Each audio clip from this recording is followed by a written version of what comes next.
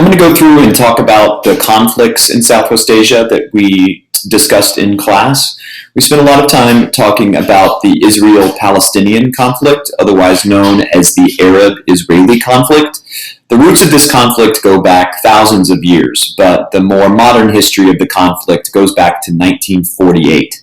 This is when the United Nations created the country of Israel. The UN created Israel as a homeland for the Jewish people to return to and to settle, which they did. They did so, and the people that were already on that land in that country, the Palestinians, were not very happy. The Palestinian people are an Arabic people, and they are Muslim. When Israel started to be settled by Jewish immigrants, the Palestinian people got pushed to a few areas where they have a majority of people. These are the West Bank of the Jordan River, the Gaza Strip, and the Golan Heights. Here's a close-up view of the West Bank, and if you look at the key of the map, you'll see that in this bright green color, that shows that they are under the control of the Palestinian Authority. Israel is a democratic country. It's a republic. It is a more developed country. But there are parts of Israel that Israel has allowed to be controlled by the government of the Palestinian people, called the Palestinian Authority. As you can see, those areas are the West Bank and Gaza Strip. The Palestinians are what is known as a stateless nation. A stateless nation is a group of people that do not have a country to call their own. That is the source of this conflict. It's been going on for decades because the Palestinians want their own country, and Israel has not been willing to let them have that.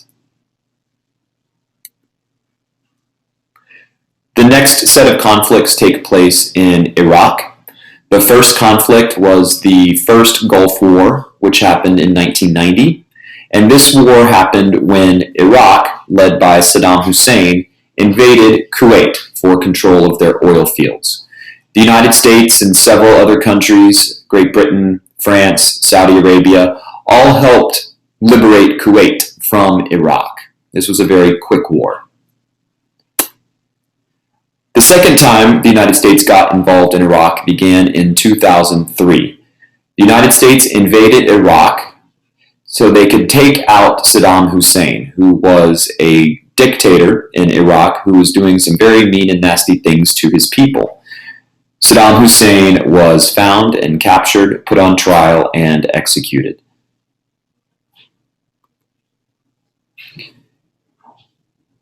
Iran is the next country we talked about in class. Iran is a theocracy, meaning that they are led by a supreme ruler, who is this guy, and he is not only the supreme leader of the country, he is also the religious leader of Islam in Iran. The guy on the right is the president of Iran, who is elected, but the president is just responsible for being a diplomat. He goes and visits other countries and talks to other world leaders. But in terms of bottom line decision making, it's this guy, the Ayatollah. Afghanistan is the very first country that the United States invaded as a response to 9/11. In fact, Afghanistan is the only country that the United States invaded as a direct reaction to 9/11.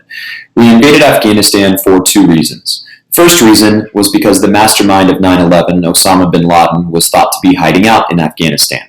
The second reason we invaded Afghanistan had to do with the Taliban. The Taliban is an example of fundamentalism. Fundamentalism is the wish to return to the basic teachings of a religion, and all religions have fundamentalist parts to it. Muslim fundamentalists argue for a very strict interpretation of the Quran, and in doing so, they restrict the rights of many groups of people, especially women. The Taliban was a fundamentalist group that came to control the government of Afghanistan after the Soviet Union withdrew from their occupation. The Taliban was extremely restrictive to women's rights, especially, and used all kinds of violence to kind of keep themselves in power. The United States invaded, took the Taliban out of power, and helped to establish a democracy for the very first time in Afghanistan.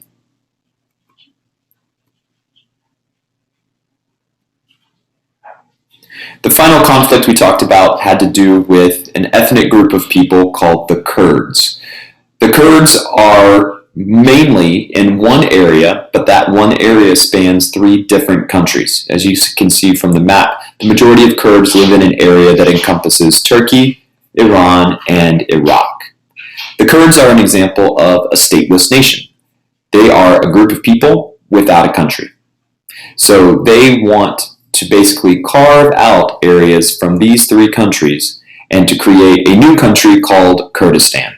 The reason there's been violence is because they are resorting to violence in order to kind of pull away and not obey the governments of these other countries. It's caused major problems in the past.